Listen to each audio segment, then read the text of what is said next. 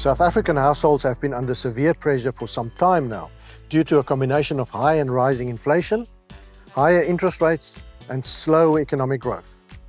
Severe levels of load shedding in recent years and uncertainty ahead of the elections also impacted consumer sentiment. Lower inflation, combined with lower inflation expectations and a stronger rand exchange rate, will likely lead to rate cuts by the South African Reserve Bank relatively soon, and that will provide some much-needed relief for South Africans. It is, however, very pleasing to see that South Africans are inclined towards preserving their investments and are less likely to cash out prematurely. As this report highlights, there has been a reduction in the number of people dipping into their savings and those cashing out their investments early. This trend is very encouraging given the current economic pressures on consumers. My biggest takeaway from this report is that despite this very challenging environment, South Africans have remained remarkably resilient. I actually encourage those who can continue to save or reduce their debt to absolutely continue to do so, as a good savings rate benefits not only households through improving their balance sheets, but the country as a whole. Increased financial prudence can drive consumer confidence upwards and thus positively impact on consumer spending. This will stimulate economic growth and reinforce this resourcefulness that so characterizes South African citizens.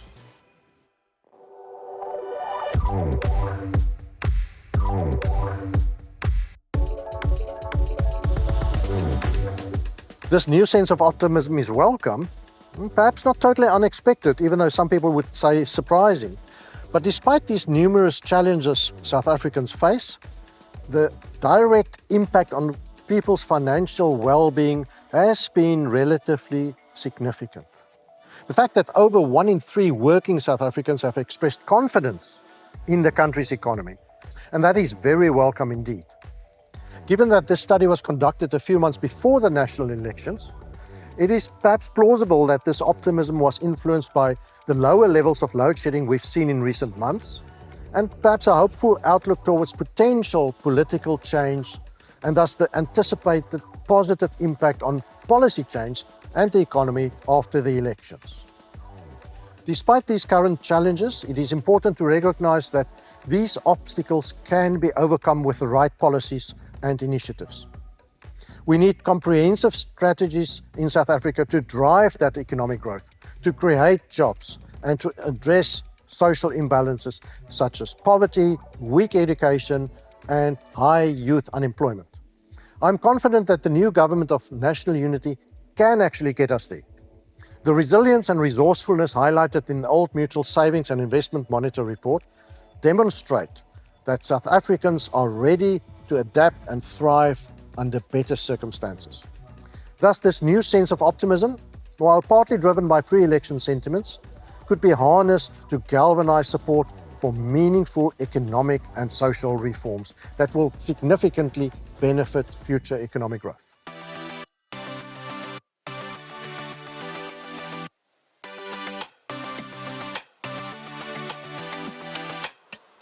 South Africans have seen a significant spike in the cost of living, making it very difficult to stay afloat with a single income. To meet their expenses, people are increasingly looking at additional income streams to ease the financial pressures on their households.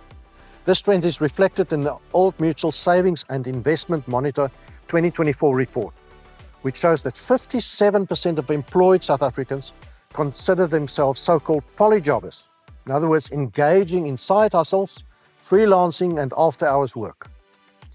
Moreover, 47% of employed individuals reported owning a small business on the side, demonstrating a growing entrepreneurial spirit. This shift towards multiple income streams is beneficial for the country as it fosters the growth of small businesses. This is the backbone of any economy. Small businesses have the potential to grow over time and create multiple additional employment opportunities, thus driving economic development. However, for this trend to be sustainable, we need to create an environment that lifts confidence and supports and incentivizes the establishment and operation of small businesses, simplifying the process of starting a business and running a business. In other words, making it as easy as possible and as cheap as possible to run these businesses. And providing targeted incentives can encourage more individuals to actually pursue entrepreneurial ventures.